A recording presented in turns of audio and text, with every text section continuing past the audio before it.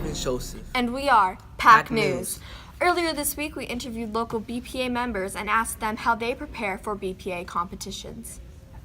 How do you prepare for BPA competition? Okay, so usually the way I prepare for BPA competition is practicing, because practice makes perfect.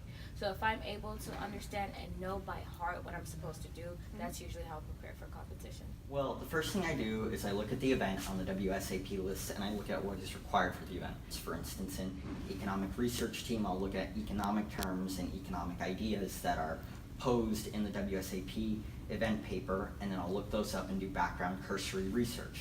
From there, working with either a partner or by myself, I will look into different ways of writing the paper and different structural ideas, and then I will get into writing the actual meat of the paper, and then I'll go back after that and format. So I will add headings, titles, things like that. I'll make sure everything looks nice, and then with my partner and myself, we will do a dry run through in front of others, and then we'll fix the paper or the presentation or anything that needs. To prepare for my competitions, I usually just look at the guidelines of my competition, and I see if my competition is where it should be. So, for example, what I do is I have a website design team, and what I usually do is I look at my website and I look at the competition guidelines and see if parts of my website are up to becoming number one. What that usually comprises of is me also talking to my fellow competitors in the club. So I go to them as well and I ask them about how they think my competitions will go. Advisor Mr. Whitfield, we sit down, we choose where are my weaknesses and where's my strengths, and then we choose where the midpoint, where I can excel in, and then what also is a challenge for me. So that's how we choose my competition. So in the business field, it's like a wide range. Therefore, you have to know your strengths and abilities. So in there, I would usually, like, when I'm looking through the book full of the events to choose, I'm best at presenting, basically. So I would rather find my event that's better to me, and then I'll actually ask my advisor also, what do you think I'm better in? Should I do presentation management? Should I do a booklet about basically pick a topic and you just write?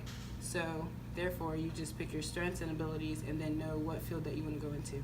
Well, I asked my advisor, Mr. James Whitfield, and he knows my strengths and weaknesses, and I know my strengths and weaknesses. So by that helps in trying to choose what category or what I should do or what I should compete in the competition. So I will take a look at the WSAP event list, and then I will look at my current school schedule, and I'll see that if any of my classes line up with the WSAP event list, such as a technical class, I will end up probably doing that event because I have knowledge in it. However, sometimes I do like to look at events that interest me, but I don't have knowledge in, to be able to challenge myself and learn about it. In other news, just before Hurricane Michael made landfall last month, a furious red tide that had scoured Florida's Gulf Coast for a year, depositing countless numbers of dead sea turtles, dolphins, and other marine life on beaches before spreading to the Atlantic coast.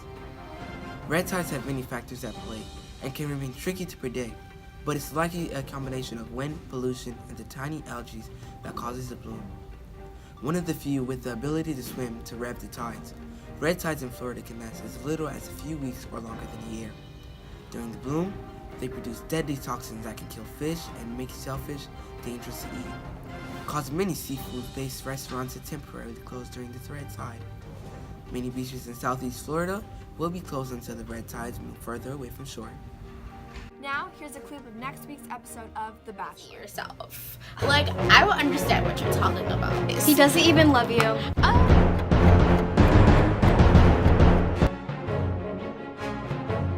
That is gonna be my ring and my rose. I feel like we're gonna be getting married. I am excited. I'm Parker Lindsay. And I'm Nervin Joseph. Join us next week on PAC News.